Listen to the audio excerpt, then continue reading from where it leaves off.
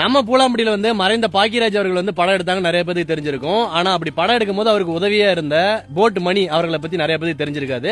தெரியாதவங்க அந்த வீடியோ பாருங்க. சேலம் மாவட்டம் எடப்பாடி வட்டம் பூலாம்பட்டியில இருந்து போட்டு மணி பேசுறேங்க. பவுன் தான் ஷூட்டிங் நடந்துகிட்டு இருக்குள்ள என்ன நான் தான் போட்டு ஓட்டிக்கிட்டு இருந்தேன். அப்ப நாம தான் போட் ஓனரு.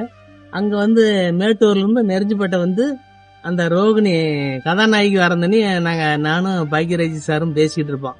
கிட்டத்தட்ட அரை மணி நேரம், 3/4 மணி நேரம், 1 மணி நேரம் கூட பேசிட்டு இருக்கிறோம். அந்த அம்மா போட் ஏத்திக்கிட்டு 2 பேர்த்தையும் கூட்டிட்டு இங்க விடுவேன். ஆசுக்குட்டி படம் நெருஞ்சிப்பேட்டையில அந்த கரையில தான் எடுத்தாங்க. ஐரவசியர் மடத்தினுடைய முன்னாடி அப்படியே பண்ணையார் வீடு மாதிரி சேர்ந்து எடுத்தாங்க. அதுல அந்த மண்ணாங்கட்டின்னு ஒரு பையன் ஒருத்தர் நடிப்பாரு. அதுக்கு பதிலாக உங்களை போடுறேன், நீங்க நல்லா பேச மாட்டேங்கிறீங்க.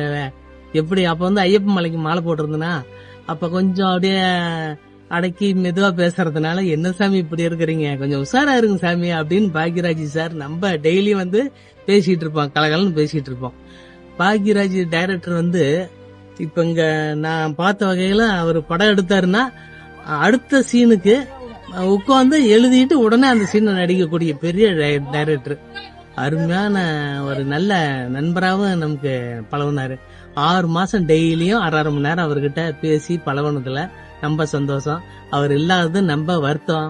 இங்க டிஜிட்டல்லாம் வச்சோம், ஒரு வாரமா வச்சிருந்தோம். அவருடைய இறப்பு எங்களுக்கு பெரிய இழப்பு தான். நம் குடும்ப நண்பர் மாதிரி பெரிய. எங்க பூலாம்பட்டியில இருந்து அவர்கிட்ட போய் யாராவது பேசி சேலம் மாவட்டம் எடப்பாடி வட்டம் பூலாம்பட்டியில இருந்து வந்தேன்னு சொன்னா யாரு போட்டு மணியா அப்படின்னு தான் ஃபர்ஸ்ட் கேட்பாரு. ஆமாங்க, அவர் எனக்கு தெரிஞ்சவங்க அப்படின்ட்டு எல்லாம் சொல்லிட்டு இங்க நம்ம கிட்ட சொல்லுவாங்க. அவ்வளவு அருமையான டைரக்டர்.